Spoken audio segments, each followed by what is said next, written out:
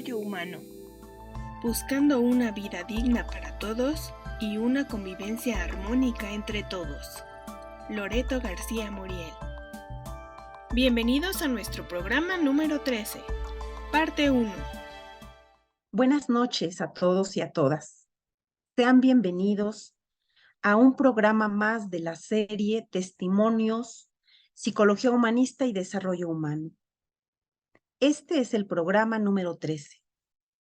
Les agradecemos que nos sigan para que conozcan de viva voz las experiencias de los iniciadores de la psicología humanista y el desarrollo humano en México. Este día tengo el gusto de presentarles a nuestra invitada, a quien en un momento tendré el gusto de darles mayor dato de ella. Y bueno, sobre todo muy contenta de que hoy ella nos acompañe porque la hemos estado esperando ya durante algunas semanas y por fin fue posible esta reunión. Antes me gustaría presentarles al equipo de testimonios. Aquí tenemos a Ale Martínez. Hola, Ale. Hola, ¿qué tal? Y a Roque Jorge Olivares. Buenas noches, Roque. ¿Qué tal? Buenas noches a todas, a todos. Bienvenida, Loreto, y todos los demás invitados. Y bueno, antes de darles algunos datos generales de quién es Loreto, pues quiero comentar que Loreto es una persona que ha hecho presencia activa en el campo del desarrollo humano y por lo tanto, bueno, para mí es un honor que me toque presentarla con una breve semblanza curricular. Seguramente es algo muy, muy sintético. Hay mucho más que van a escuchar el día de hoy en esta charla que tendremos con ella. Loreto García Muriel, le decimos siempre Loreto, es maestra normalista, licenciada en Pedagogía y Ciencias de la Educación, con estudios de posgrado en Desarrollo Humano y en Logoterapia. Loreto está comprometida con la búsqueda de una vida más digna y más armónica para todos, por lo que se ha visto involucrada en diversos proyectos educativos y sociales en los sectores privado, público y social. Es cofundadora de la comunidad educativa Tomás Moro y de la licenciatura de Educación en la Universidad Iberoamericana. Se desempeñó como subdirectora general del Sistema Nacional para el Desarrollo Integral de la Familia y los últimos 12 años prestó sus servicios como directora ejecutiva de Cultura Organizacional y Educación Financiera en Banamex. Desde el mes de mayo del 2016 es consultora independiente. Es presidenta de la mesa directiva del Centro de Desarrollo de la Comunidad, CDC, miembro del Consejo del Centro Mexicano para la Filantropía, de Empresarios por la Educación, de la Fundación Haciendas del Mundo Maya y del Consejo Nacional del Compromiso Social por la Calidad de la Educación. Bienvenida, Loreto.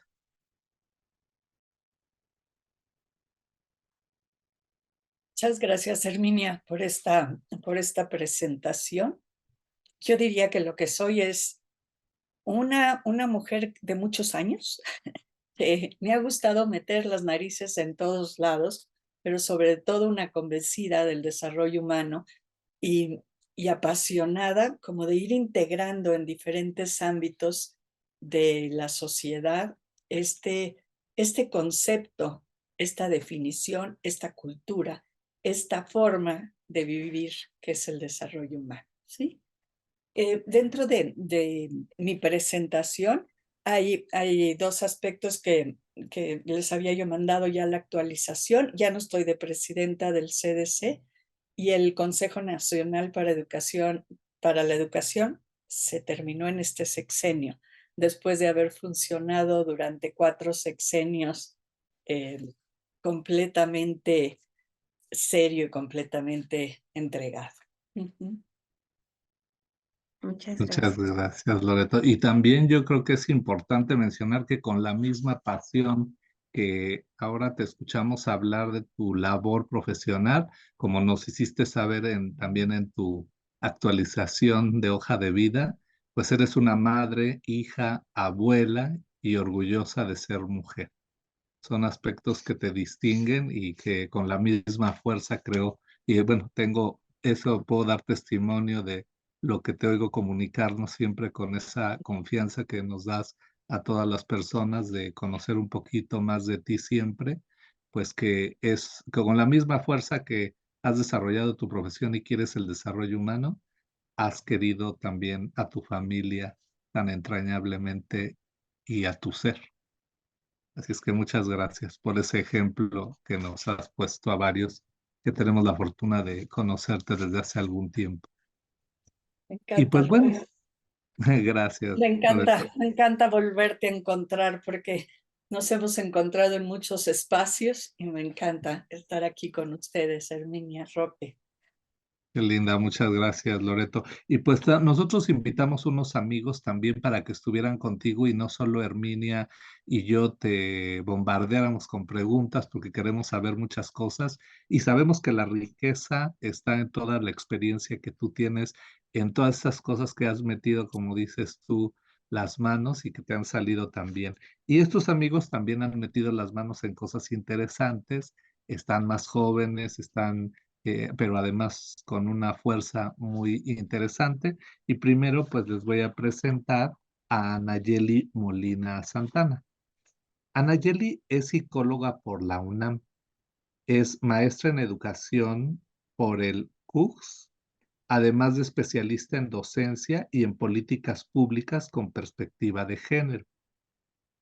Se dedica a la docencia universitaria en la UNAM, FES Iztacala, en ámbitos con orientación existencial humanista, además de ser psicóloga clínica en su práctica privada. Gracias, Ana, por estar aquí. Bienvenida. Muchas gracias a todos. Buenas noches. Gracias por este espacio. Gracias a ti, Ana.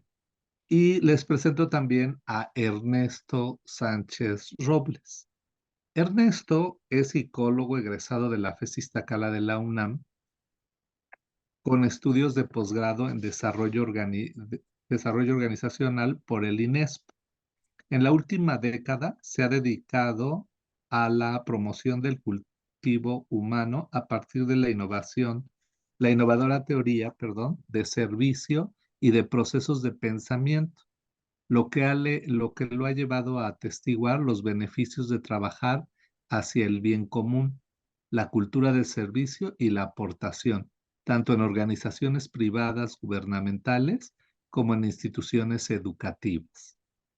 Actualmente es consultor independiente, fundador de ES Consultoría, despacho especializado en el desarrollo organizacional y servicio, donde promueve el aprecio por nuevos marcos de referencia que permitan a directivos y colaboradores en organizaciones que sean estas más humanas y eficaces, integradas a partir de misiones y vocaciones de servicio. Como oyen, pues muy profundamente desarrollo humano esto. Bienvenido, Ernesto, muchas gracias. Al contrario, muchas Aquí. gracias por la invitación y un gusto acompañarlos. Buenas noches.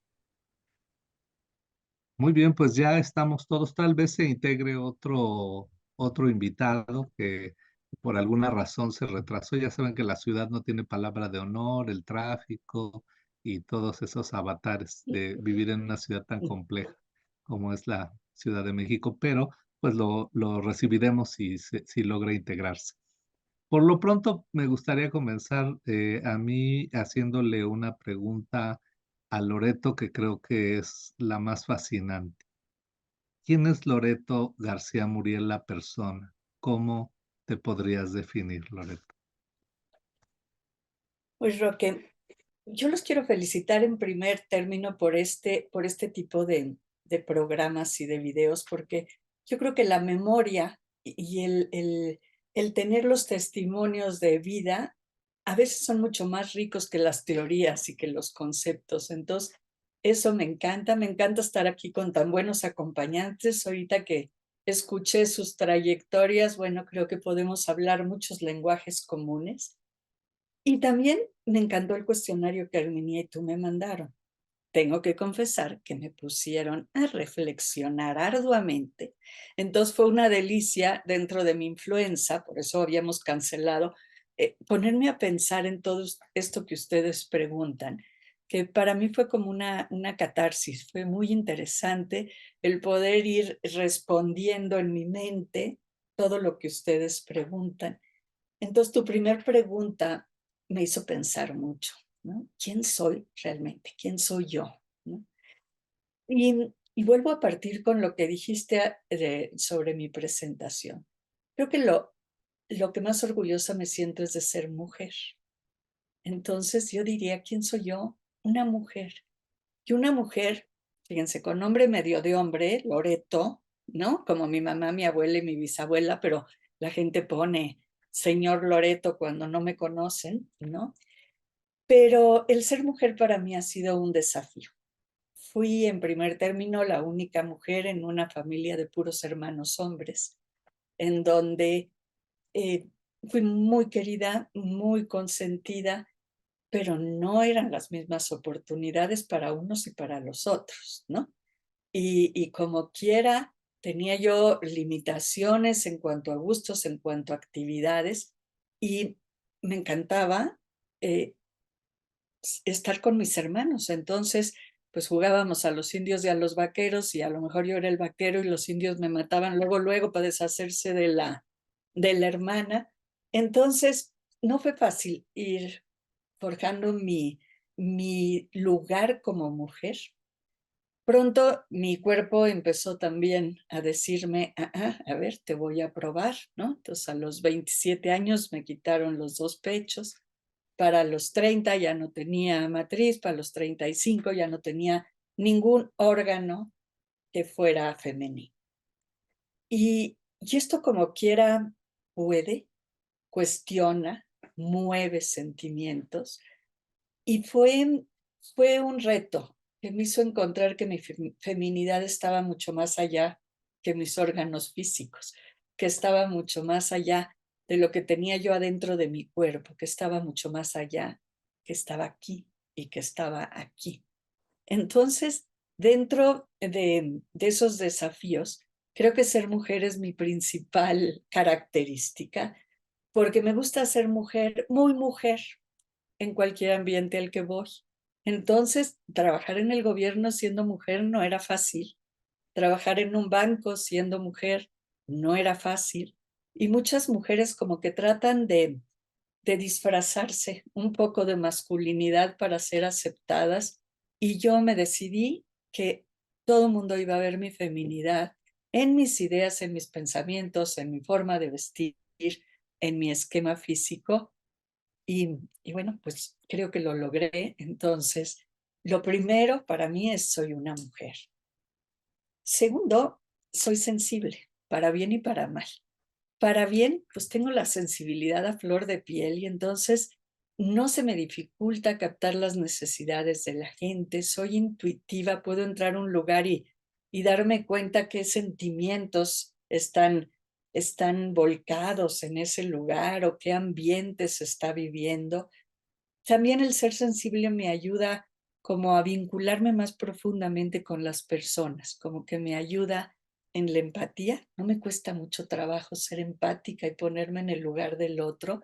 Y también en la compasión, como en encontrar esa compasión y compasión que te hace entender al ser humano desde adentro. Dije para bien y para mal, por lo tanto también el volumen de mis emociones es grandotote, ¿sí? Es fuerte. Y yo le decía a Juan Lafarga, si lograra bajar el volumen, y él me decía, pues dejarías de ser tú. Y es cierto. Entonces, así como gozo mucho, sufro mucho, ¿no? Entonces, esa parte tiene mi sensibilidad. Tercero, inquieta. Soy inquieta desde niña, y inquieta física y mentalmente. No puedo permanecer impasible ante las necesidades o ante las situaciones. No, mi mamá me decía, tú siempre buscas lo cómodo, ¿no? Hay un terremoto y te vas a donde están los muertos, y te vas a donde en vez de estar, y es algo que me impulsa, ¿no? No puedo permanecer ni estática, ni ser una observadora de ningún acontecimiento. Entonces, pues la sensibilidad me mueve a la acción inmediata y irremediable. Entonces soy muy proactiva y muy productiva. pero también tengo un ritmo de trabajo, de hacer o de pensar que cansa a los otros, ¿sí? Y que acaban sintiéndose o presionados o protegidos o invadidos o es como un poco difícil, que para mí es lo mismo las 3 de la mañana seguir pensando y motivada en eso, y pienso que todos son iguales y no es así. La siguiente característica: soy rebelde. Rebelde Roque, decían las madres donde me eduqué. Loretito, es usted muy rebelde, pero de buen espíritu. Nunca supe si era flor o no, pero sí, soy rebelde. Me gusta romper paradigmas, así como entender el porqué de las cosas. No soy obediente. Me cuesta trabajo seguir normas, soy más bien disruptiva. Y esto me ayuda a ser innovadora. También me ayuda como a cambiar los esquemas de las cosas como suceden, como que no puedo hacer más de lo mismo, sino en donde esté, me siento inclinada a decir, bueno, ¿qué más hago? ¿No? Entonces, el por qué, el para qué, el por qué no de otra forma, por qué así, como que guían todo mi ser. Soy honesta y genuina. No sé de recovecos. ¿Se imaginan? En la política era difícil esa parte que me decían las formas, el fondo, la forma es el fondo, y para mí no, el fondo es el fondo y la forma es la forma, ¿no? Y yo no sé de recovecos ni de puñaladas por la espalda. Me presento tal como soy, ¿no? Con todas mis cartas abiertas. Y esto, de alguna manera, bueno, me hace ser leal, porque yo creo que es ser leal decir las cosas tal como las piensas y las sientes, pero también me ponen vulnerable ante la gente, ¿no? Confío plenamente, me abro, y pues eso a veces me ha traído problemas serios. Soy impaciente, ¿sí? Soy impaciente porque me cuesta trabajo la pasividad o la negligencia o el individualismo, ¿no? La falta de acción, de compromiso, me impacienta, ¿no? Y digo, a ver, hay tanto que hacer por el mundo, ¿cómo que estoy aquí sentado sin mojarme los pies, sin poner huella en donde estoy caminando, o sin remangarme la camisa? Soy impaciente ante eso, ante la pérdida de tiempo, recursos, como que mi vida, ahorita les cuento por qué, pero siempre ha tenido como una idea de que iba a ser corta, y ha sido larga, pero que no había tiempo que perder, ¿no? Y entonces había que aprovechar cada momento en ofrecer algo diferente. Y bueno, soy apasionada en mis convicciones, apasionada en mis quereres, en mis proyectos, apasionada sin cansancio. Quiero a fondo, me entrego a fondo, sin límites. Y también soy apasionada con valores como la dignidad, la justicia, la solidaridad, la inclusión, la integralidad. Entonces, esa apasionamiento a veces me lleva a impaciencia, pero por lo general es un motor así en mi vida que me impulsa fuertemente. Y creo que con eso te doy más o menos una idea de quién es Loreto, con sus sombras y con sus luces, pero irremediablemente Loreto. Ah, qué bonito, muchas gracias. Se oye hasta poético, todo lo que has dicho, y lo que escucho son hermosas cualidades fundadas, yo estoy seguro, por cómo lo manejas, en un profundo trabajo de autoconocimiento y pues entrega a los demás, porque esa parece ser el signo de tu destino, ¿no? La compañía de los otros creciendo juntos. Muchas gracias por tu honestidad, tu sinceridad y tu apertura, Loreto. Gracias, Gracias. Roque. a veces desespero, a la gente al ser así. Ok. Oye, pues fíjate qué relación tan importante. La primera pregunta que te hacía Roque con esto siguiente que te quiero preguntar, me llevas a darme cuenta como cómo va de la mano esto que es tu vida y de cómo te defines con el acercamiento, me imagino, que tuviste con el desarrollo humano, ¿no? Es decir, parece que traes como ciertas raíces, ciertas bases, convicciones, valores, ¿verdad? Que no podías estar en cualquier lugar. Eres una mujer, entiendo, muy orgullosa, como dices, de serlo y desde este lugar de rebeldía, pero que también entiendo que en esta segunda pregunta creo que va a ser muy interesante que nos compartas, ¿verdad? ¿Cómo es que te acomodas en este lugar? ¿Cómo es que te sientes cómoda, vaya, para poder tener este acercamiento desde ahí y no desde otro lugar, desde el desarrollo humano? ¿Cómo fue ese primer acercamiento para ti? Fíjate, Herminia, yo creo que nací y crecí en el desarrollo humano, ¿sí? Tú me dijiste ahorita como que tiene raíces y yo lo pensé y definitivamente tiene raíces. Nací en él, crecí en él.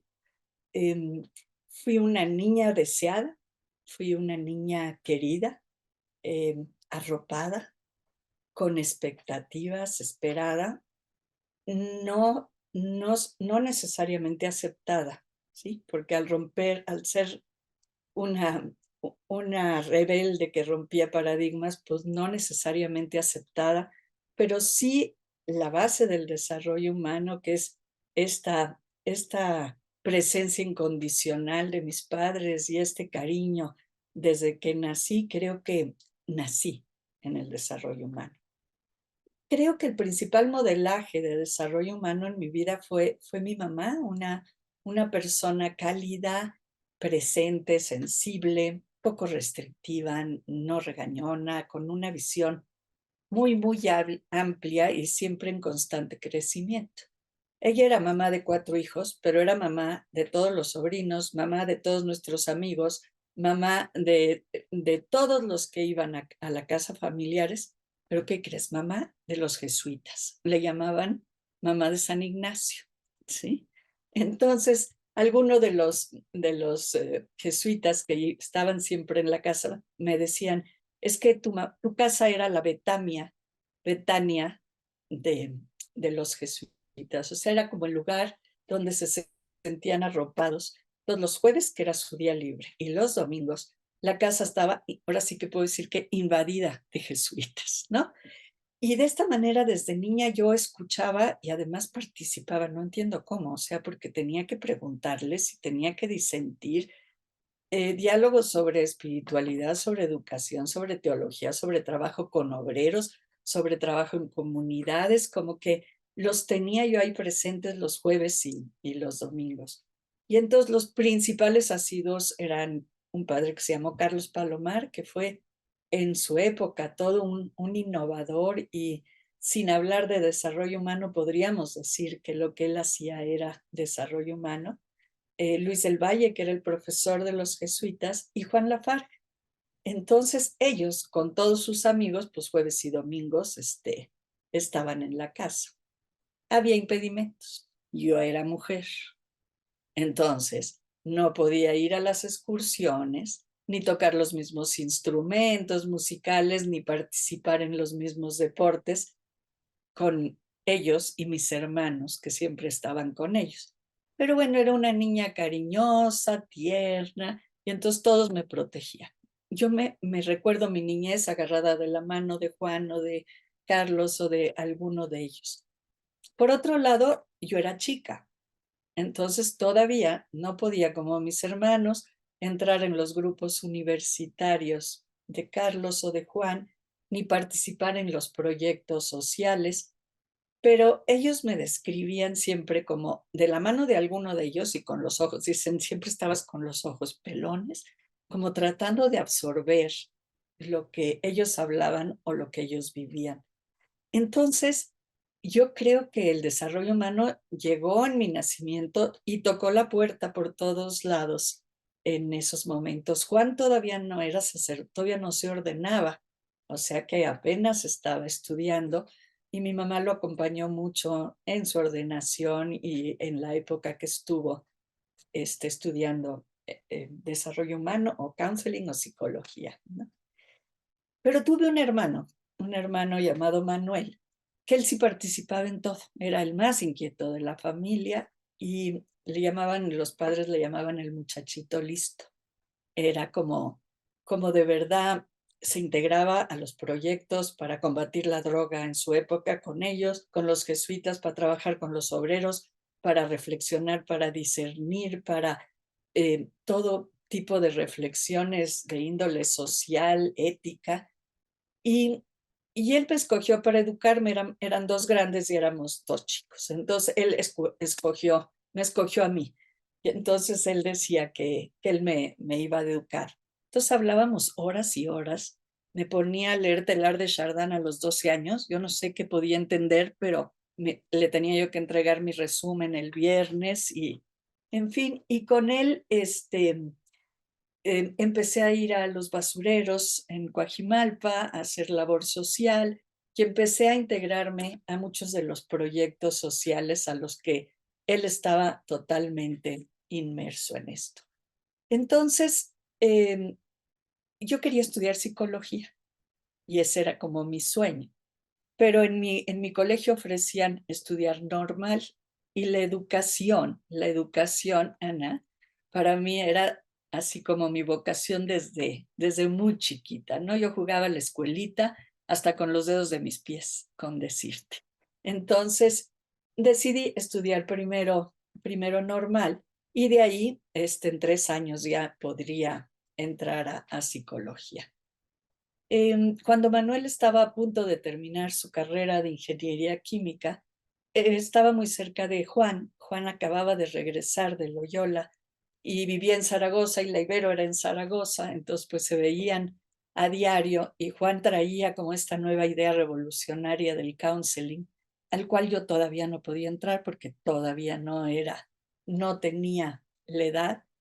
Y yo estaba terminando la normal cuando la vida, sin preguntarnos y sin misericordia ni sin tocar el corazón, pues nos cambió totalmente nuestros planes, mientras Manuel iba por mí a Monterrey a recogerme y en la carretera, pues no pudo llegar conmigo, llegó a una vida mucho más bonita y mucho más grande, más fuerte, ¿no?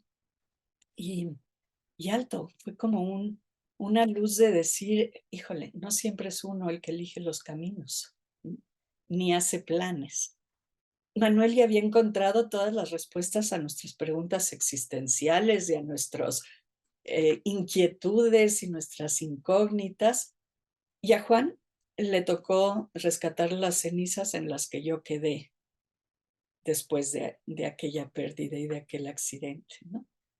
Entonces, ese amigo de mi mamá, que era Juan, tan amigo, a quien me había acompañado, ella había acompañado en su sacerdocio y él me había acompañado a mí a enseñarme a andar en bicicleta, a patinar, pues de repente se convirtió en mi entrañable compañero de vida, ¿no? De emociones, de afectos, de aventuras, de proyectos, de sueños y de ensueños, porque así me dedicó el primer libro, que éramos compañeros de sueños y de ensueños. Y pues con enorme resistencia acepté que fuera mi terapeuta. Yo no quería por nada en el mundo, porque estaba tan hecha pedazos que, ¿cómo iba a hablar yo de mi vida? Juan me dijo, yo te voy a ayudar, yo no necesito ayuda. Yo estoy bien y no, ya sabes cómo te pones cuando estás en momentos de negación. Y yo creo que con base en silencios, en sonrisas, en abrazos, él logró como terapeuta que yo fuera abriendo ese corazón doliente y empezara como a buscar dentro de mi vida otra razón u otro sentido que no fuera el estar apegada con mi hermano. Juan fue el que presidió mi matrimonio con Ignacio, que era otro amigo de ellos, de mi esposo, digo, de mi hermano y de Juan. Y bueno, me acompañó en los primeros años que viví en Alemania de mi matrimonio, bautizó a mis hijos, a mis nietos, en fin, estuvo presente en absolutamente todos los momentos de nuestra vida, ¿no? Pero con esa situación de vida, pues ya nada de estudiar psicología ni counseling, me pondría a trabajar y tendría que trabajar en como en encontrar esa vida digna para todos los demás. Yo pensé que mi vida iba a ser corta por estos problemas de salud que les conté y dije, bueno, pues entonces hay prisa en el qué hacer, entonces nada de meterme a estudiar. Lo que ya sé lo tengo que implementar y lo que tocaba era crear, creer y crear para otros. Entonces, después de ser docente un tiempo en un colegio, en donde como que fui implementando todos estos conceptos o esto que yo había aprendido desde niña del desarrollo humano sin que fuera todavía una asignatura, decidimos fundar el Tomás Moro. Y entonces Juan fue un eslabón importante y decidir, ok, vamos a ofrecer un modelo diferente de educación, tanto en su conformación como en su modelo educativo. Entonces, el crear para otros me llevó a estar metida en la creación del Tomás Moro, del CDC, del PAE, que era un programa de apoyo escolar para niños, de la licenciatura de educación en la Ibero, y pues todo eso requería mucho más de mi tiempo que tener un título profesional. ¿Qué creen? Esto es medio absurdo, es una confesión medio tonta, pero sentía que era como egoísta meterme a estudiar, ¿sí? Como que, ok, ese es el ego, yo quiero ser estudiante cuando hay tantas necesidades acá. Es un absurdo, pero así lo viví en aquel momento. Bueno, increíblemente y a pesar de Juan, todas las puertas para entrar a desarrollo humano como disciplina se me cerraban, ¿sí? Por muchos años. Había que elegir entre trámites engorrosos para obtener el título, entre eso o proyectos que necesitaban más de mí. Entonces, de manera autodidacta y con profesor en casa, me puse a estudiar desarrollo humano y cuando ya cumplí 100 cursos y, 100 cursos y diplomados obtenidos y 100 dados, dije, bueno, creo que ahora sí ya puedo empezar a acceder a buscar un título. Llevé mi programa de excelencia académica a la Ibero, al TEC, sin ningún éxito, hasta que la llevé al Ceneval. Y entonces en el Ceneval, ya saben, pues con un programa bastante difícil y un examen bastante a profundidad y una tesis, ahí pude obtener mi primer título de Pedagogía y Ciencias de la Educación. Y después pues estudié logoterapia, hice la especialización durante 4 años y tenía el título de especialización, pero como no tenía el título de la licenciatura, en fin, estoy hasta ahora pudiéndome recibir de la maestría de desarrollo humano después de todos estos, tengo 72 años, de 72 años de haberlo empezado. Y tengo toda mi experiencia en los diferentes proyectos, pero eso no sé no vienen las preguntas, no sé si los quieren o si los decimos después, en fin. No, hombre, qué digo, yo te comentaba de cómo se enlazaba lo primero que nos compartías de quién es Loreto y ahora que nos dices esto que, bueno, yo nunca había tenido el gusto de platicar de esta manera, por eso me encanta el programa de testimonios y tú lo decías al principio. Cómo es que vemos a las personas como en esta parte temporal, ¿no? Sin poder ubicarnos, nos ubicamos en el presente, pero no sabemos todo lo que tuvo que pasar la persona para llegar a donde está ahora. Me asombra, me emociona escuchar todo esto que nos compartes, porque sabes, cuando yo te voy escuchando, yo digo, claro, el desarrollo humano, tú primero lo viviste y luego lo estudiaste. Lo viviste en carne propia, en tus relaciones, en ese entorno tan maravilloso de familia y de amigos, ¿no? Que te pudieron acompañar y que entiendo que al final lo que necesitabas pues eran los papelitos que también son importantes en algunas circunstancias, pero que entiendo que tus propias experiencias de vida pues te han llevado a ser una mujer de acción, sobre todo de acción, ¿no? De acción social. Y pues muchas gracias por compartirnos esto. Curiosamente, Herminia, a la hora que ustedes me van a preguntar sobre metodologías y todo eso, justamente descubrí en mí lo que tú estás diciendo, que primero lo vivo y luego lo fundamento, ¿cómo ves? Sí. En muchos de los proyectos que ha tocado, que me ha tocado participar, es primero como la propia intuición o la propia experiencia impresa en el proyecto y después encuentro la justificación a través de conceptos y teorías. Entonces me captaste perfecto. Muchas gracias. Voy a abrir la ventana porque... Gracias. Claro. No sé si quieren Ah, que les cuente los proyectos que por estuve. supuesto. ¿Sí? Por supuesto, sí, claro, porque de hecho ese era algo que te íbamos a preguntar, porque dado que el espectro de tu experiencia es muy amplio, algo que nos ha llamado mucho la atención de ti en tu trayectoria es esta parte que nos gustaría compartir con quienes nos van a ver y escuchar, que es tu desarrollo en el campo institucional, gubernamental, comunitario, que yo creo que a pesar de que todo lo demás tiene una fuerza impresionante en ti, esta parte es muy sólida.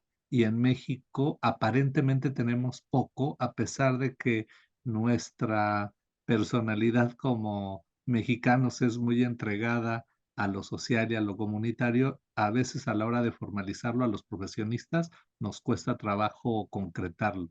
Entonces, adelante tú, expláyate en esas cosas como Sí. tú te sientas cómoda y con la intuición que tienes, nos vas a dejar un programa maravilloso. Así es que sigue, por favor, Laura. Qué lindo, Roque.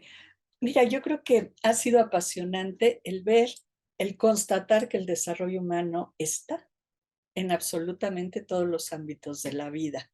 Creo que esa es mi mayor aportación, pero ese es mi mayor aprendizaje, ¿sí? Empecé, como les digo, como maestra de salón de clase aquí también en Alemania, mientras viví con mi esposo allá, también fui maestra en un salón de clase y después de ahí pasé a ser coordinadora de primaria y de ahí a fundar el Tomás Moro, que fue una de las experiencias más maravillosas de la vida, fue hacer una comunidad educativa en 2 meses. ¿Sí? En 2 meses con esta idea de ofrecerle a México una posibilidad diferente de una educación privada en donde no hubiera dueños, en donde no hubiera fines de lucro, en donde no hubiera como autoritarismo, sino si estábamos convencidos que la democracia era el camino más idóneo para vivir en un país, pues teníamos que aprender de la democracia en la propia experiencia. Entonces, creamos una comunidad educativa en donde todos los papás tienen la misma participación como dueños y cuando van saliendo nuestros hijos, también salimos los papás con la idea de que nadie se quede ni con ningún bien material, pero tampoco con poder, sino que los que van entrando vayan haciéndose responsables de la educación de sus hijos.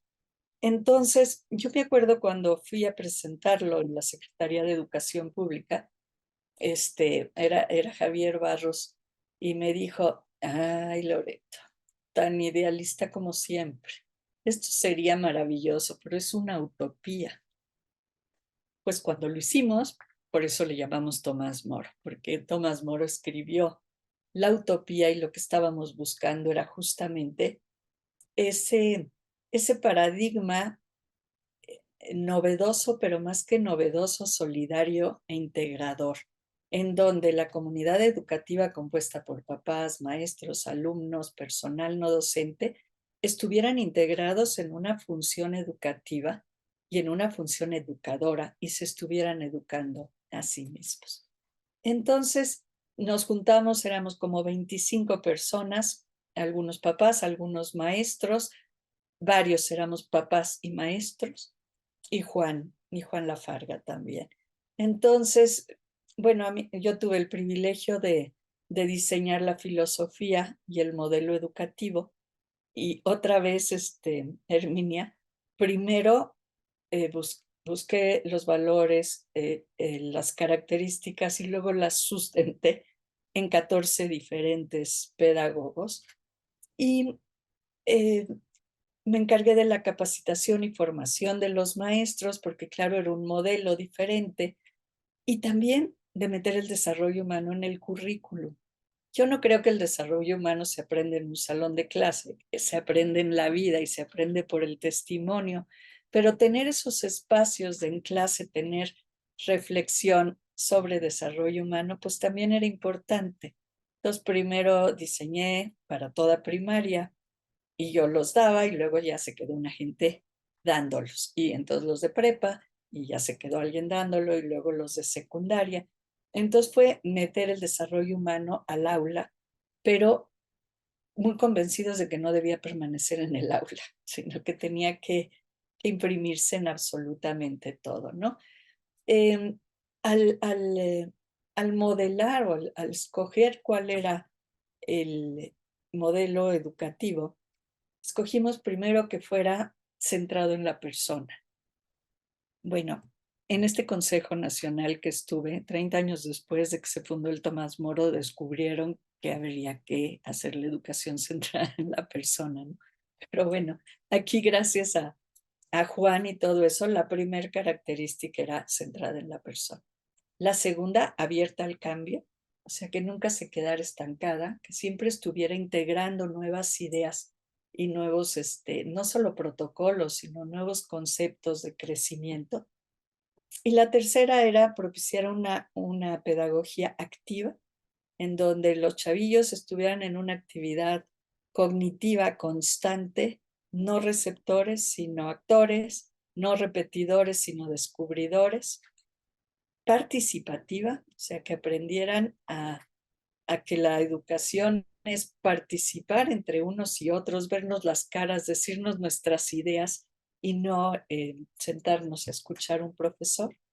Y personalizante, le pusimos el término personalizante para que fuera como un término en constante dinamismo, no personalizado, personalizante. O sea, que constantemente estuviera ayudándonos a personalizarnos y a personalizar a los demás. Bueno, también ahí me tocó, si vivíamos en democracia, pues teníamos que hacer que nuestros niños conocieran el entorno y conocieran la democracia del país. Entonces, un programa de democracia que llevamos durante 4 sexenios, y yo creo que se sigue llevando, en las elecciones, tanto estatales como federales, en donde todos los niños, el personal, todos nos empadronábamos ahí, hacíamos las campañas electorales, aprendíamos a debatir, aprendíamos de alguna manera, aunque no fuera nuestro punto de vista, leer, aprender una propuesta de un candidato y tratar de defenderla y argumentarla con otros. Y decidí invitar pues, a los candidatos. Dije, a ver si aparecen. No, ya lo tengo. Y pues resulta que sí, fueron aceptando ir, ¿no? Entonces así tuvimos los chiquitos de preescolar. Yo les decía al candidato, a ver, vas a venir y el de preescolar lo que quiere es tocarte y saber que eres de veras. Los de primaria quieren decirte cómo se escribe tu nombre y cómo se escribe tu propuesta. Y abusado con los de secundaria y prepa, porque esos sí tienen muchísimas inquietudes. Entonces, fueron, no sé, Manuel Camacho Solís, el ingeniero Cárdenas, don Gilberto Rincón Gallardo, Porfirio Muñoz Ledo, o sea, iban a una plática abierta con todos los alumnos y después hacíamos la votación, pues invitábamos a autoridades que fueran a ver que había transparencia y en el radio publicábamos los resultados. Entonces, en una de esas, pues del radio me empezaron a contactar y me invitaron de observadora electoral a Costa Rica, que es como el país que tiene el proceso electoral más, como más civil, más consciente, más... Entonces tuve una semana ya y en todo el proceso electoral, pero lo más fascinante es que está basado en la educación de los niños, ¿sí? Empiezan a aprender sobre procesos electorales desde primaria.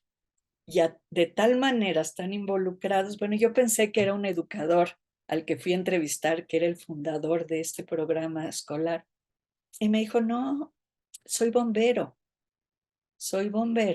y en un accidente me inhabilitaron y decidí que tenía que hacer algo por mi país y entonces pues dije la educación.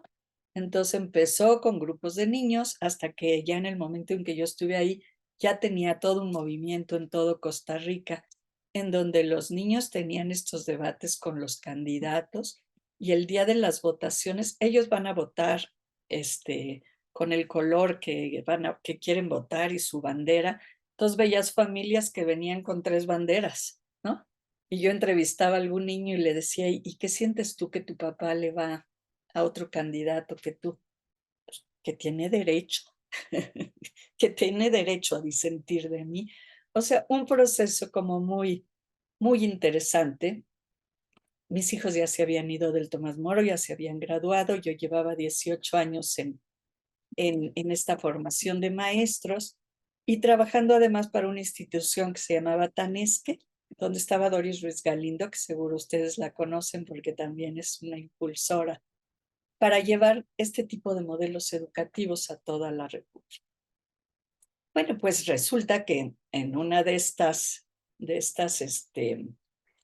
bueno, en una de estos ejercicios democráticos, conozco al presidente Fox y decido ayudarle en su campaña.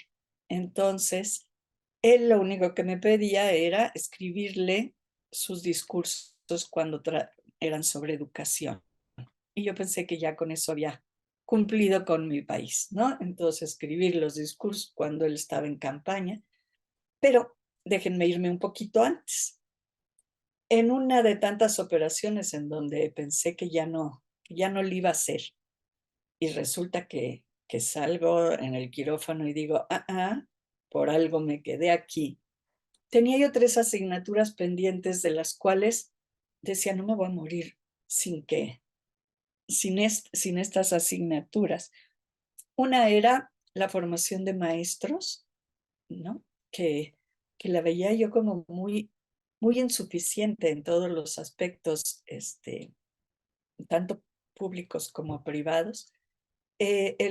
Los niños con problemas de aprendizaje que no tenían lugar ni cabida en ningún lado. O sea, si es un niño con síndrome de Down, tiene instituciones por lo menos que lo atienden. Si es un niño con parálisis cerebral también, pero estos niños que tienen o déficit de atención simplemente van siendo expulsados de todos los colegios con toda esa carga emocional.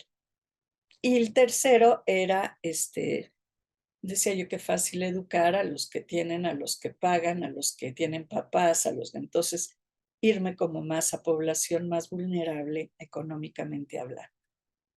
Entonces le digo a mi amiga en el Tomás, oye, ¿qué crees? Que ya voy a venir nada más 3 días a la semana.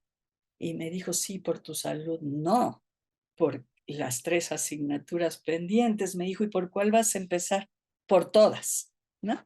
Entonces, pues me fui con el rector de la Ibero a decirle, a proponerle que hiciéramos una licenciatura en educación.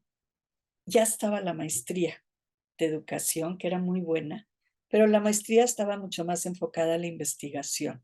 Y nosotros queríamos formar docentes o formar educadores que tuvieran campo de acción desde los medios de comunicación, las empresas, las escuelas. Me acuerdo que Ana María González me contó que el rector le dijo, no le des muchas alas porque es muy insistente. Y nada más me dijo eso y todos los lunes a las 8 de la mañana estuve ahí durante un año. Todavía poquito tiempo antes de morir el año pasado nos acordábamos de eso. Dice, ¿a qué horas dije que eras insistente y te vi todos los lunes? Hasta que dijo sí. Y tuvimos un grupo maravilloso. Él lo formó, coordinado por Ana María, pero entró Juan Lafarga, el padre Meneses, Juan Ramón Ulloa, Estrella Piastro, y trabajamos como un año para diseñar esta licenciatura que también era como fuera de lo conocido. Nuestra idea era un tronco común en donde pudieran los alumnos aprender todos los conceptos educativos, pedagógicos, psicológicos y sociales, y después pudieran abocarse o a docencia o a medios de comunicación. Funcionó muchos años, tuve la suerte de dar clases ahí 10 años, luego ya lo transformaron por problemas políticos y administrativos en una licenciatura de pedagogía, que está muy bien, está muy padre, pero bueno, como estaba establecido. Y es el programa para niños con problemas de aprendizaje, junto con Regina Ferrari, una psicóloga que también funcionó mucho tiempo dentro del Tomás Moro. Y me fui al CDC. Y el CDC pues, fue el sentido de mi vida por muchísimo tiempo. Yo había entrado con Juan ayudándole en el patronato, ayudándole a cómo independizarlo de la Ibero. Pero después hice mis prácticas profesionales de logoterapia. Dije, pues las voy a hacer en el CDC. Sí, hice mis prácticas ahí y me enamoré tanto de esa institución que no me fui en 30 años, como ven. Empecé haciendo mis prácticas y de ahí pues se nos ocurrió empezar a formar promotores comunitarios. Entonces me tocó uno de los primeros grupos y de ahí hacer todo el proyecto de promotores. Fui presidenta durante 25 años y meter estrategia y estructura a ese maravilloso trabajo. Como les digo, sí puedo decir que fue el sentido de mi vida por mucho tiempo. Las experiencias más gozosas, me acuerdo, en el CDC con Juan, también las más dolorosas después de que él ya no estuvo. Pero fue una institución que marcó mi vida y donde creo que dejé los mejores años ahí. Pero pues como les digo, en esta búsqueda, pues decidí colaborar con el país. Seguía yo en el CDC, seguía yo en la Ibero, estaba escribiendo los discursos para Fox, cuando él sale de presidente y no estaba casado, ¿se acuerdan? Cuando inició. Entonces el DIF no tenía una cabeza como primera dama y además al presidente no le gustaba tampoco que estuviera todo enfocado a una primera dama. Entonces él tenía interés de profesionalizar el DIF y de hacerlo una institución independiente de las primeras damas de todos los estados. Entonces, bueno, fue otra maravilla de experiencia. Entré primero como directora de asuntos internacionales, entonces me tocó representar a México en la ONU en un proyecto que duró un año del mundo apropiado para los niños. Entonces, imagínense desde desarrollo humano cómo entender a 140 países con ideologías tan diferentes como discutir qué es familia, ¿no? En donde pues para los árabes era un hombre con 7 mujeres y todos los hijos, y en el momento en que falta el hombre ya no hay protección del Estado. Hasta nosotros que la familia incluye al abuelito y a la abuelita y al tío.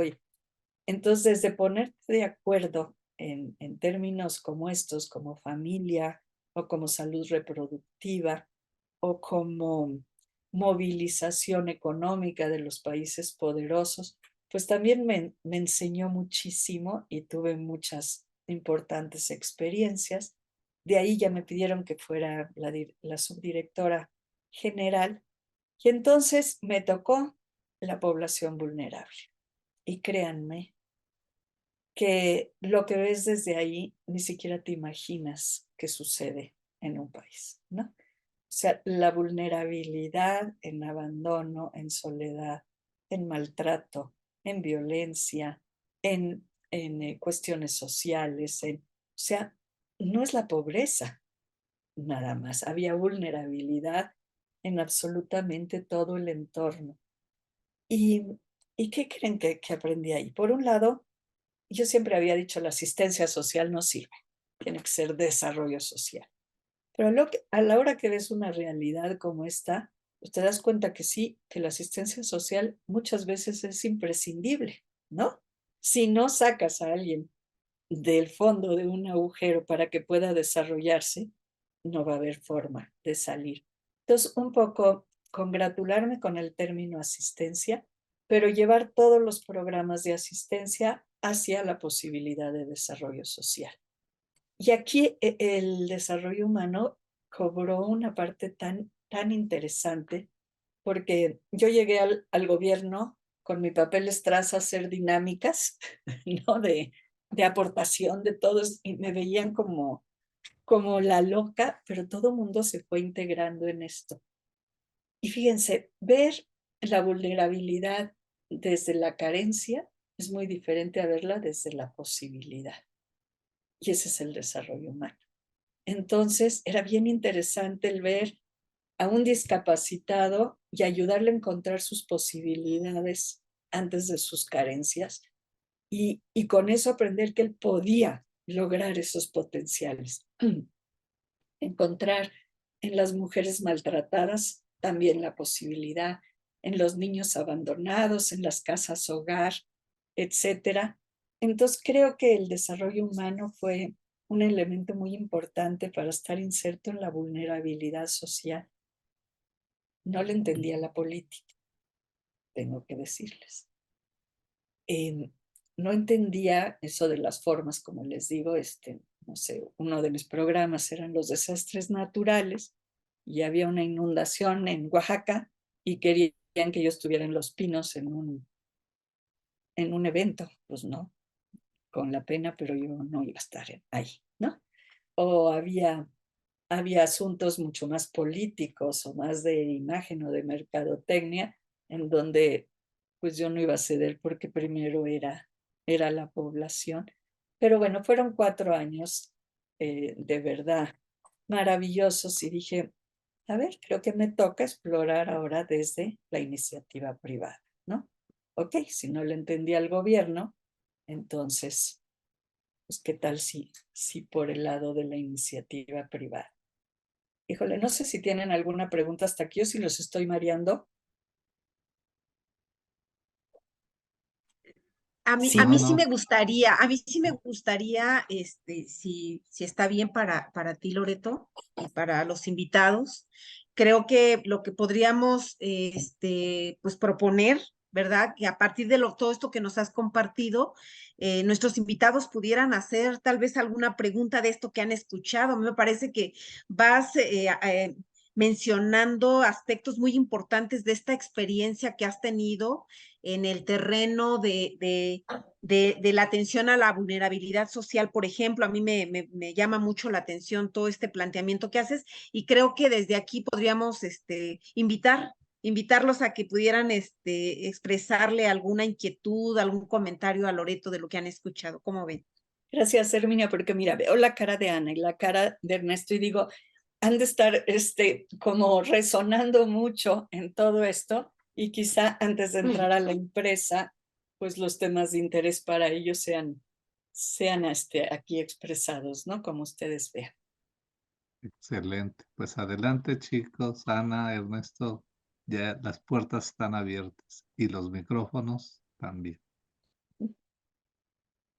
Muchísimas gracias. No, yo me siento como en una telenovela, ¿no? En donde estoy escuchando toda esta historia, en donde es una maravilla, mi reconocimiento y mi felicitación, pues, por toda esta trayectoria, ¿no? Esta experiencia, que tiene usted en esto del desarrollo humano. A mí sí me cabe una pregunta bastante así, que queda en mí, pues, ¿de dónde retoma toda esta energía, no? ¿De dónde retoma toda esta fortaleza? Porque si bien, esta historia, bueno, nos puede pasar a cualquier otro, sé que parte de ese sentido de vida, pues, es esta vocación a la educación, ¿no? Este, esto nato que se trae de poder en este altruismo, en esta solidaridad y todo.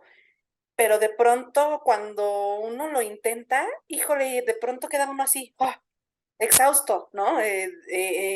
Ya siente uno que no puede más. Entonces, para mí sí es como muy interesante con toda esta situación de salud física, de pérdidas, ¿no?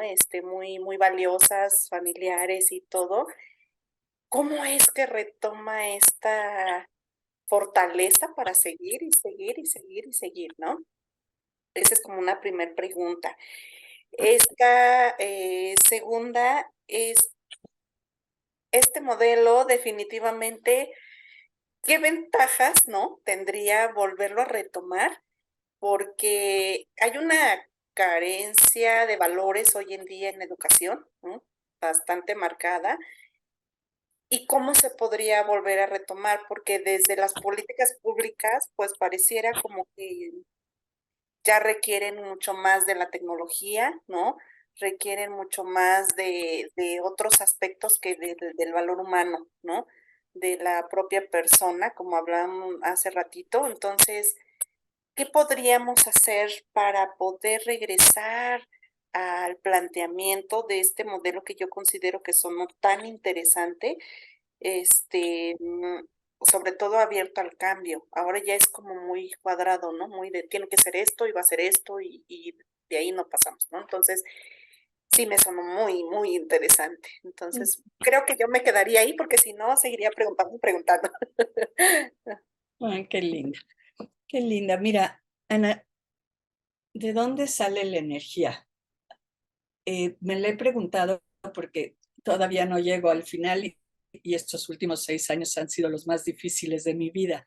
Entonces, muchas veces me pregunto, y yo creo que nace como de la pasión de creer que el ser humano puede ser una mejor versión, como de esa certeza de que sí se puede, de que sí se puede construir algo diferente, que como el no abortar nuestros ideales, sino decir, claro, desde aquí sí se puede. O sea, si pude ver en niños golpeados, maltratados, luego unas vidas constructivas a morir, si pude ver, entonces quiere decir que sí hay esperanza y que sí hay fortaleza hacia el futuro.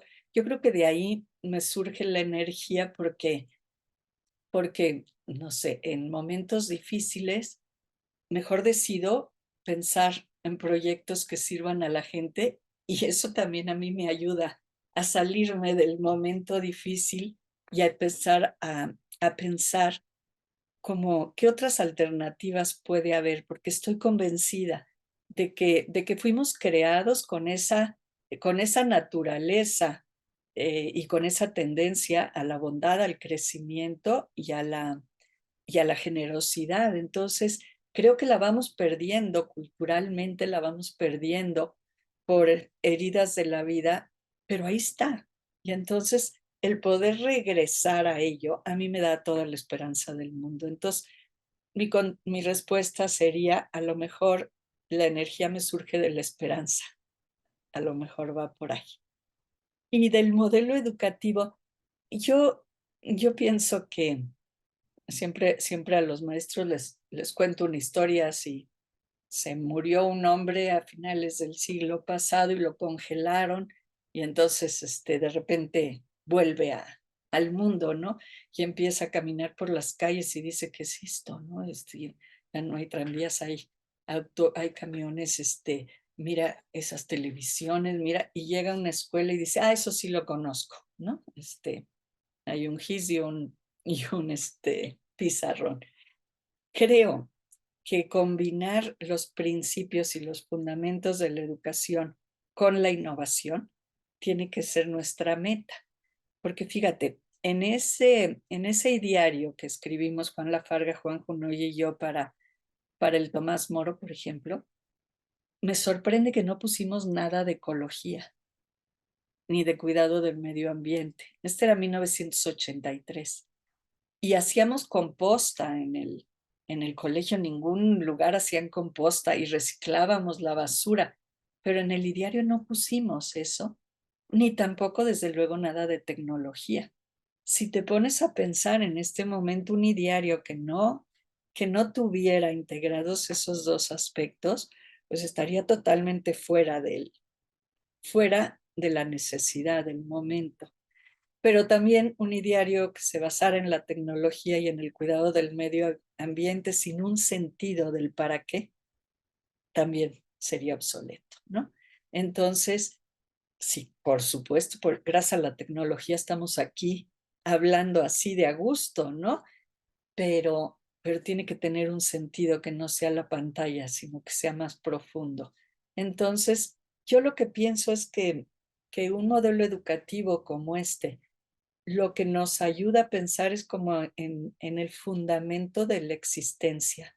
Y entonces cualquier materia o cualquier innovación o cualquier instrumento, si lo regresas a ese fundamento, entonces tiene sentido educativo. Y si no, pues es nada más endoctrinamiento o adiestramiento, ¿no? Entonces, creo que por ahí podríamos platicar horas para hablar más de un modelo educativo así, pero lo respondo rápidamente, si te parece.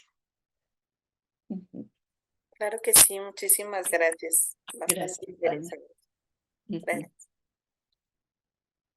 Ernesto, adelante.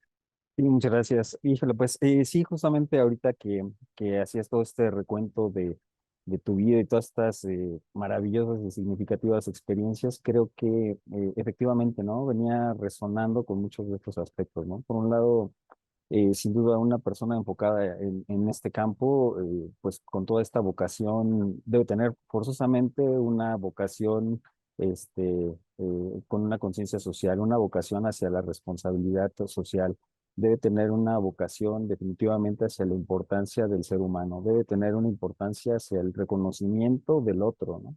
Creo que ese es un elemento fundamental. Por acá mencionabas hace un momento, ¿no? Buscar la manera de tener una vida digna para todos. Es decir, en todos estos elementos que he venido identificando a través de tu narración, creo que sin duda alguna es lo que va conformando este perfil humano y que lleve hacia el desarrollo humano, ¿no? Entonces creo que definitivamente son elementos en los cuales resueno y desde mi particular marco de referencia, los voy aterrizando como una serie de anécdotas que voy nutriendo para poder contar en mis propios cursos, en mis propias, así que voy guardando todo esto para mi anecdotario de, mira, y todo lo que la teoría que yo predico tiene mucho que ver con este tipo de experiencias de personas que han pasado por esto, ¿no? Entonces creo que es algo muy, muy interesante y muy, muy relevante. Y bueno, una vez visto todos estos acontecimientos, situaciones que nos has venido describiendo, mi pregunta sería, ¿qué identificas? No sé si así como tal lo tienes establecido, pero creo que un elemento muy, muy interesante podría saber si em, si, si tienes identificado, tienes definido en algún momento cuál era tu misión, cuál era tu misión de vida y desde qué momento pudiste identificarlo. Digo, hay muchos elementos que en la práctica lo reflejan, lo mencionan, ¿no? Entonces, pero no sé si como tal en algún momento lo plantaste y dijiste, esta es mi misión de vida, y cuándo te diste cuenta eh, que esa era tu misión. Sería una primera pregunta. Hoy me encanta. Mira, creo que en la última pregunta que ustedes me van a hacer, creo que algo así dice que sigue o alguna cosa así, y lo puse. Y me encanta que, fíjate Ernesto, que lo veas, porque sí, yo siempre me preguntaba cuál era mi misión de vida. Y ahora como unos 10 años, ya estando en Banamex, que es lo que me falta contarles, en cultura organizacional, me fui a una experiencia muy importante de CEOs de todo el mundo, en una montaña con ejercicios de la profundidad más fuerte que he tenido. Y la última noche te dejaban sin dormir y tenías que analizar y encontrar cuál era tu misión de vida. Y ahí me di cuenta que en todo lo que escribo, siempre termino, o por ahí de en medio, diciendo una vida digna para todos y una convivencia armónica entre todos. Entonces empecé a ver que eso lo decía en el Tomás Moro, pero que también lo decía en Banamex, pero que también lo decía en el CDC, y, y que en todos mis escritos salía esa frase. Entonces ahí distinguí que, pues que salía porque esa era mi misión. Realmente esa es mi búsqueda. Y eso es en lo que le doy sentido a todo lo que estoy haciendo, porque si ahorita te digo de finanzas, que es en lo que te voy a hablar después, dices, a ver, ¿qué tiene que ver? Pues ahí encontré igual, donde tiene que haber una calidad de vida, una vida digna para todos y una convivencia armónica entre todos. Entonces, pues sí, distinguí ahí mi misión y me encanta que me la preguntes, Ernesto, porque desde hace 10 años que la detecté, ahora sí que la pongo en todo. Aunque ya estaba, pero ahora lo pongo como una misión. Y todo lo que tenga que ver con eso, le entro, Claro. ¿sí? Sí, Cuando efectivamente. no, entonces digo, eso no es para mí. Así es. Sí, efectivamente, que justamente creo que un elemento importante de tener esa misión es que nos marca el rumbo, ¿no? El rumbo a seguir y nos da un sello característico, ¿no? De nuestra forma de vivir, de percibir y de convivir, ¿no? Entonces creo que es un elemento muy, muy interesante. Entonces, pues muchísimas gracias, ¿no? Porque que sin duda alguna, ahorita me vienen a la frase, a la mente algunas frases, ¿no? Que he venido guardando también desde hace mucho tiempo, ¿no? Por todas las anécdotas que contabas. Algo que me interesa mucho es toda la parte también del desarrollo directivo, ¿no? Y creo que sin duda alguna aquí se cumplen muchos de estos elementos que te ha tocado vivir. Una, Perdón, el desarrollo el desarrollo directivo. directivo. Así es. Entonces, recuerdo, por ejemplo, una frase de uno de mis maestros que decía, el mundo está hecho de herejes, ¿no? Hace ratito mencionabas, yo era una persona muy disruptiva, ¿no? Me rompía las reglas. Así es, ¿no? No hay de otra. O sea, si quieres hacer las cosas diferentes, hay que ser disruptivo, hay que ver las cosas desde otra perspectiva, ¿no? Esa sería una. Y otra, sin duda alguna, a partir de tu conocimiento, de tus experiencias, creo que también otro elemento importante es de la reflexión. Mucha gente no se da cuenta que una manera de poder lograr o poder desarrollar su nivel directivo es a través de la reflexión, no a través de llenarte de información, no a través de la erudición, sino es a través de la reflexión. ¿Y todo eso para qué? ¿Y todo eso qué significa? ¿Y todo eso qué me deja? ¿Y todo eso qué aporta?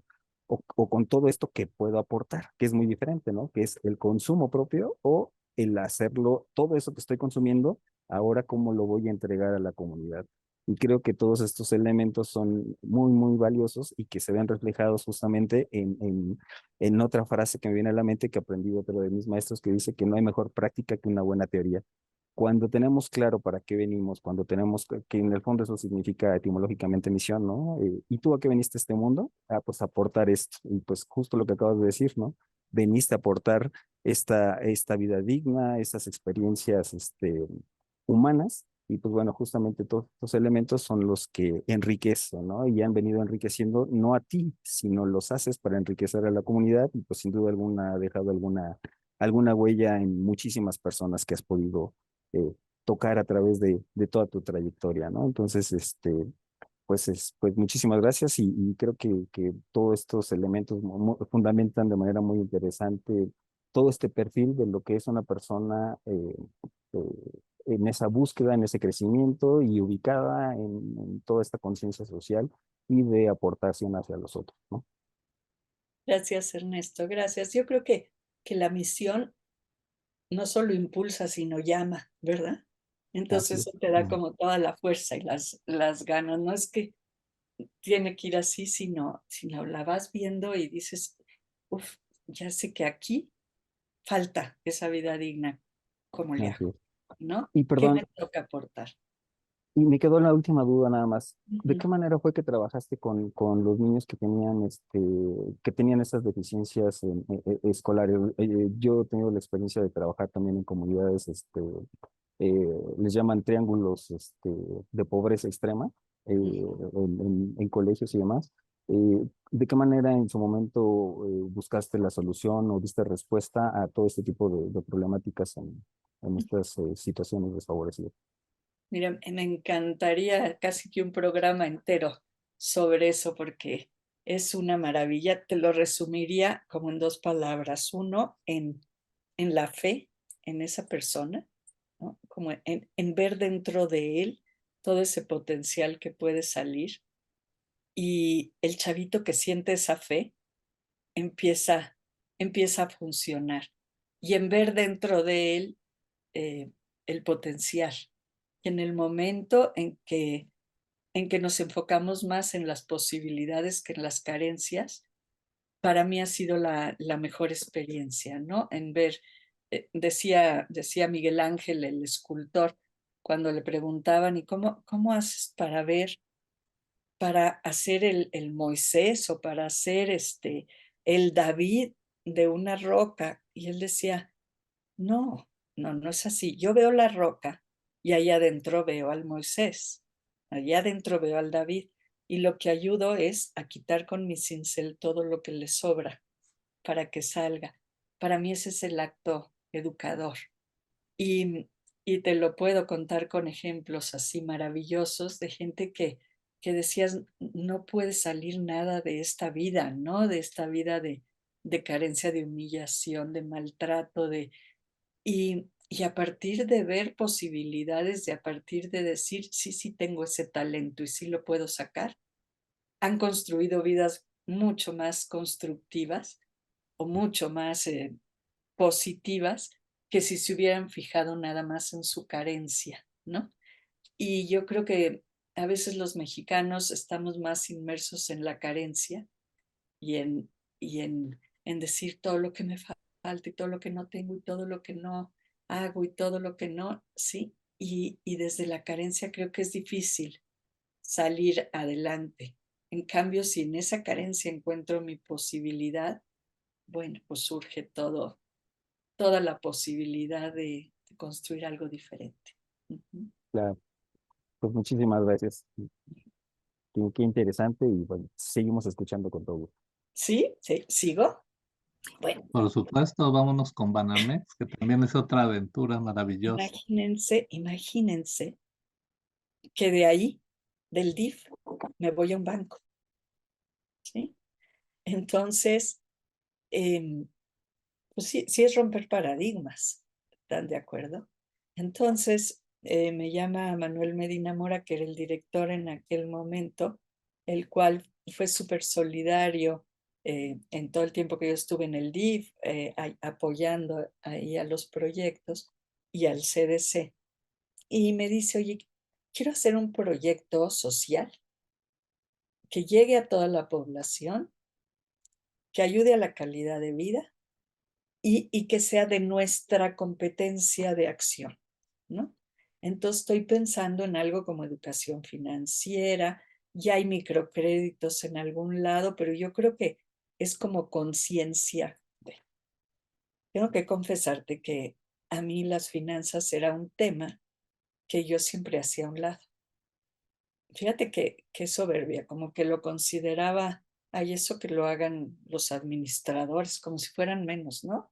Los que somos intelectuales no nos metemos en esas tonterías. Por un lado, soberbia, por otro, el decir, y ahí es lo que veo que nos pasa a veces en el desarrollo humano, el decir, no, no, no, yo estoy enfocada a, a la persona y esto no tiene que ver con la persona. Ójale lo que he descubierto en términos de las finanzas, ¿no?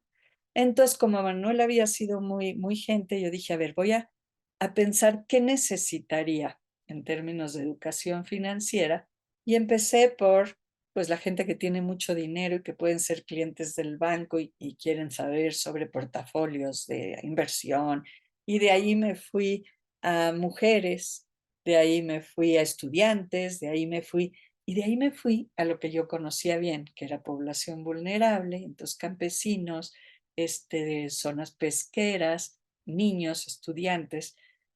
Y cuando yo me di cuenta de eso, porque lo fui haciendo en una hoja así, dije, órale, qué ciega estaba yo, ¿no? Porque toda esta población requiere saber cómo manejar sus recursos económicos.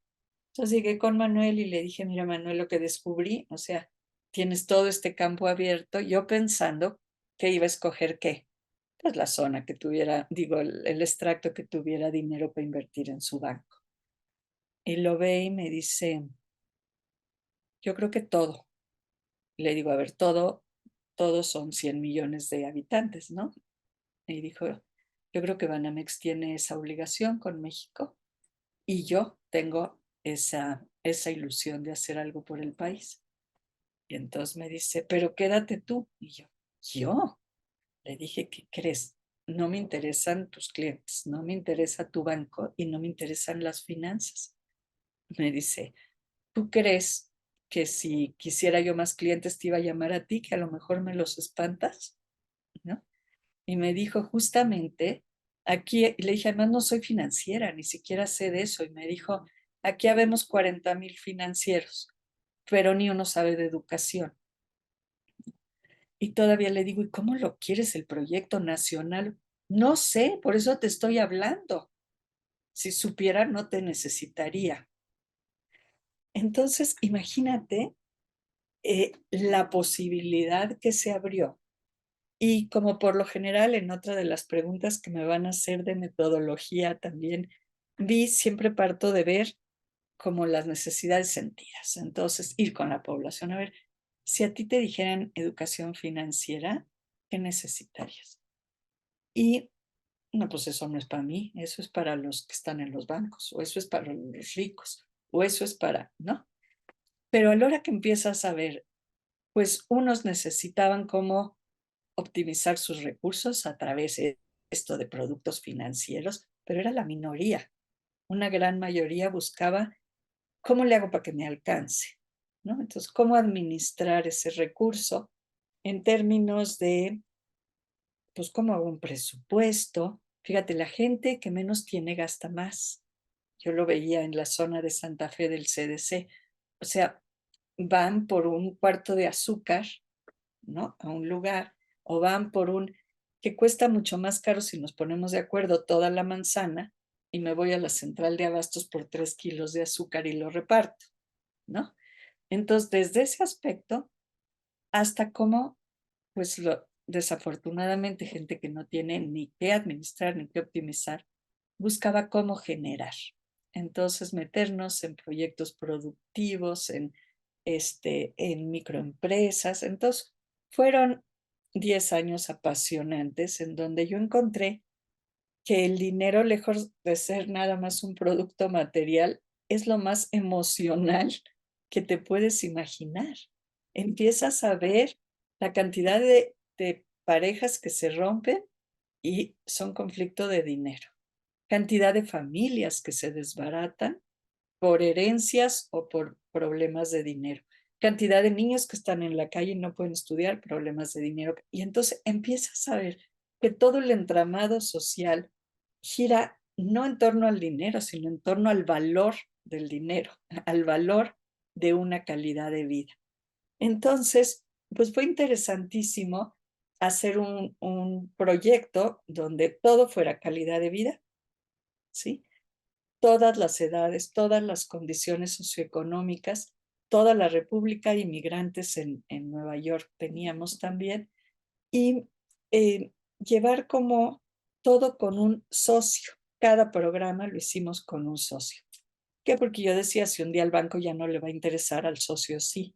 O si un día al socio ya no le va a interesar, al banco sí. Era como la manera de blindarlo. Y entonces los socios eran sector público, pues la SEP, Sedesol, el INEA, como todo. Sector privado eran otras empresas, otros bancos, y sector público, muchas organizaciones civiles. Y cada proyecto lo hicimos con un socio.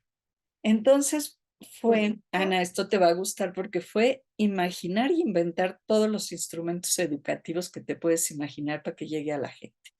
Entonces, claro, hicimos libros, sí, pero manuales, folletos, obras de teatro, teatro callejero, películas. Teníamos unos movicines que se movían por toda la República hasta los lugares más recónditos, en donde hicimos películas sobre el valor del trabajo, el valor de ser productivo, hasta cómic, carreras, educaravanas, le llamábamos, más de 200 diferentes instrumentos. Y pudimos llegar a 12 millones de personas, que me gustaría que hubiera una posibilidad de medir cómo cambió su calidad de vida, pero tenemos nada más testimonios. Y testimonios era, por ejemplo, a ver, mi mayor logro es que ya me pude comprar una estufa, porque ahorré y todos, qué bueno, una estufa. No, a ver, no están entendiendo. Ya tengo una estufa, eso quiere decir que ya no dependo de mi suegra. Eso quiere decir que yo cocino para mis hijos. Eso quiere decir que mis hijos vienen conmigo y me escuchan a mí. Eso quiere decir que mi suegra ya no me impone. ¿Y qué creen? Mi esposo pues viene a comer porque ya tengo estufa y por primera vez platica con los niños. Y dice, pero eso no es lo mejor de todo. Lo mejor es, ya creo en mí. Entonces te empiezas a dar cuenta que este tema de la economía y las finanzas, bueno, a Maslow lo hice verdaderamente experto en economía y en finanzas, ¿no? Y entonces Maslow era, pues, cómo satisfacer tus necesidades básicas, pero si utilizas tu dinero para seguridad, para autoestima, y lo mismo para otros sectores, cómo hacer una ética de la economía, cómo hacer una ética de equilibrio entre consumir, ahorrar, invertir, compartir y heredar. Entonces, fíjate, si te quedas en puro consumir, eres un consumista, pero si nada más ahorras, te vuelves un avaro, ¿sí? Y si inviertes nada más, te quedas viendo el futuro y no el presente. Y si no compartes, eres un individualista. Y si no piensas en tu legado, pues no eres trascendente. Entonces, encontrar ese equilibrio en la ética del manejo del dinero fue bien interesante, ¿no? Y estando en ese programa, un día me pide el mismo Manuel, oye, pues esto está funcionando muy bien, ¿por qué no? Y la cultura, pues no está siendo fácil, no está siendo fácil, somos el Banco Nacional de México comprado por americanos, ¿no? Y el orgullo nacional con cómo mezclas esa parte. Y entonces me pidió que hiciera un proyecto de cultura organizacional en donde dependiera directamente de él, no de recursos humanos, y el trabajo fuera con los 14 directores ejecutivos. Y entonces yo creo que fue mi doctorado ahí.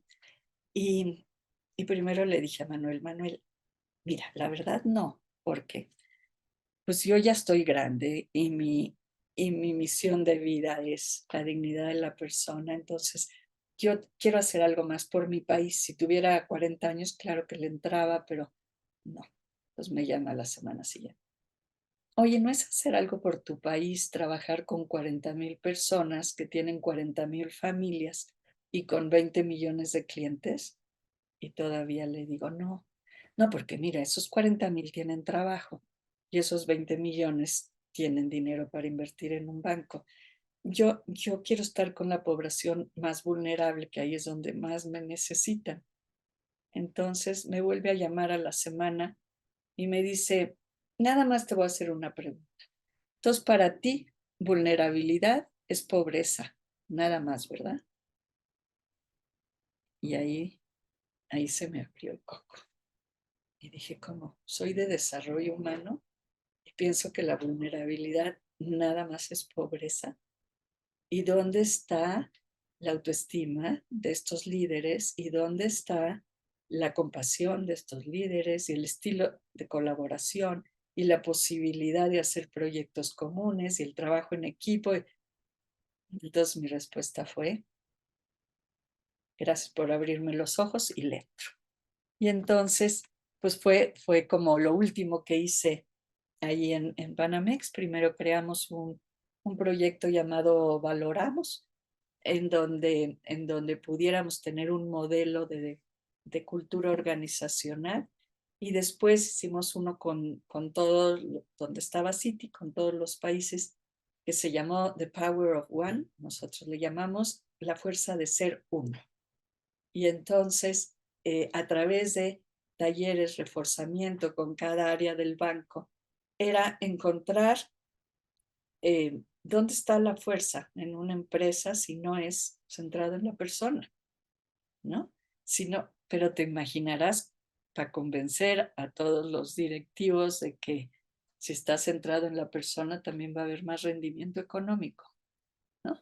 Y también, y indicadores de evaluación en donde dijeras esta área que ha tomado los talleres y que tiene un mejor trabajo en equipo, vamos a ver si trajo mejores rendimientos o no.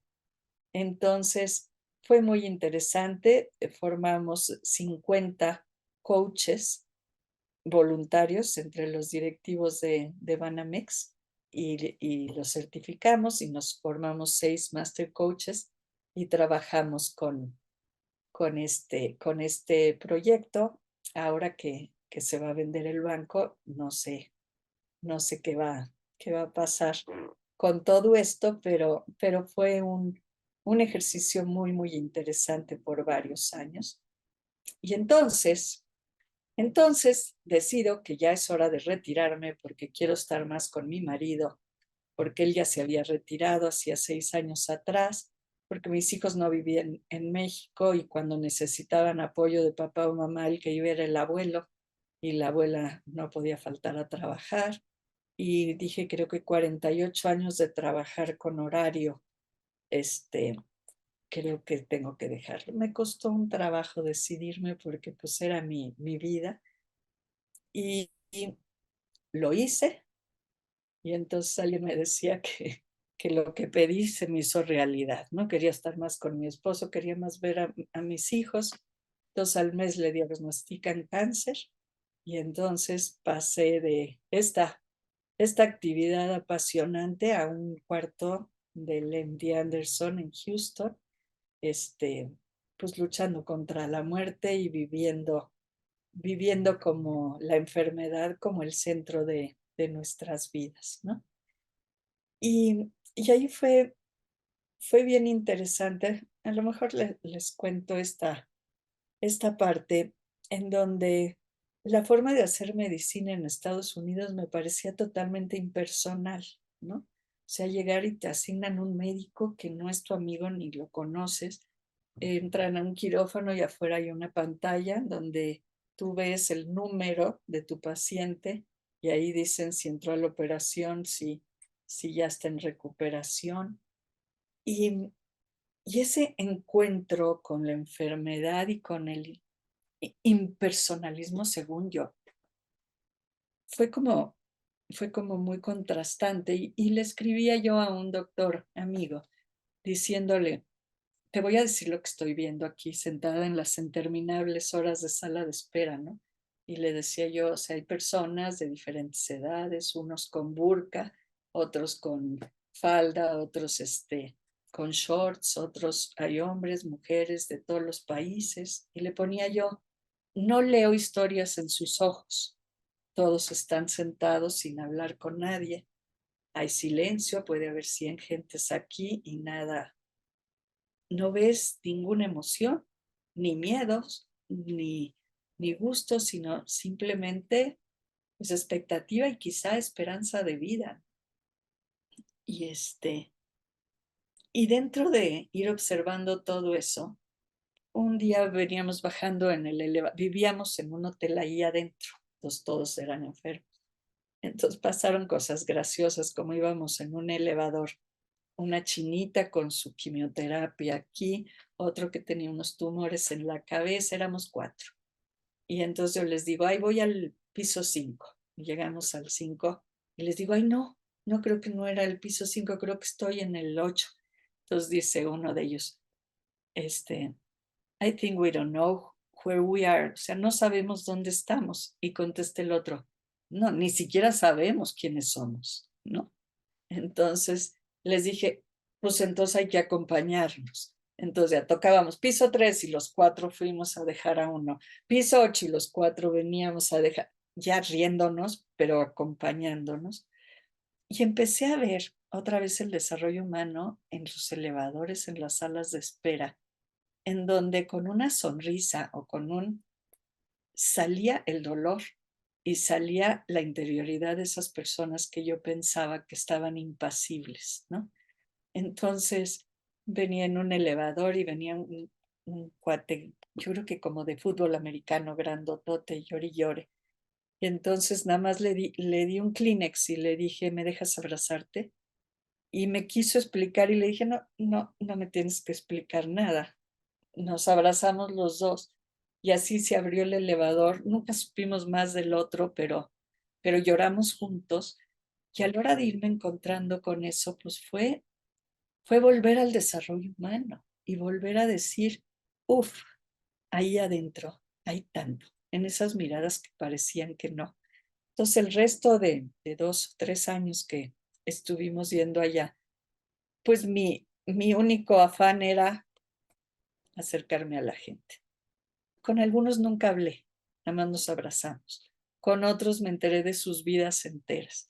Muchos enfermos solos que manejaban desde otro estado a ir a su tratamiento y y no tenían a nadie ni con quien comentar, ¿no? Y, y encontré la humanidad dentro de la enfermedad, la humanidad dentro de la persona que tiene miedo y se paraliza y está sentada en una sala de espera y pareciera ser que no tiene sentimientos y adentro se están revoloteando todos esos sentimientos. Entonces, en eso seguimos luchando contra la enfermedad, buscando un sentido del por qué él tiene que vivir esto y al mismo tiempo, pues en varios proyectos increíbles como es el CEMEFI, estoy en el Centro Mexicano para la Filantropía, entonces viendo cómo las organizaciones civiles pueden acercarse a la población vulnerable. Estoy en la Fundación de Haciendas del Mundo Maya, que trabajamos con los indígenas de Yucatán y Campeche, que también es una cosa maravillosa porque lo que he aprendido de su sabiduría y de todos los recursos que ellos tienen y todo el mundo quiere venirles a enseñar y no, lo que hay que hacer es que extraigan su propio potencial y su propia sabiduría. Estoy en el Indosop, en el Nadeum, en el LINID, en Conecta, buscando que el desarrollo humano se acerque más también a la participación ciudadana dentro del país. Y bueno, en esta búsqueda de estos años tan duros, como que me metí mucho a mi parte espiritual, a ver de dónde carambas encuentro la presencia de Dios en mi vida. Y entonces, después de mucha búsqueda, encontré una comunidad de contemplación y entonces la estamos convirtiendo ya en una organización civil y pues en esas ando ahorita. Hasta aquí la primera parte de nuestro programa número 13. Te invitamos a ver la continuación de este video en la parte 2, que ya está disponible en nuestro canal. ¿Te gustaría hacerle alguna pregunta a nuestra invitada especial? Déjala en los comentarios. No te olvides de regalarnos un like y compartir este video. Nos vemos en el siguiente programa.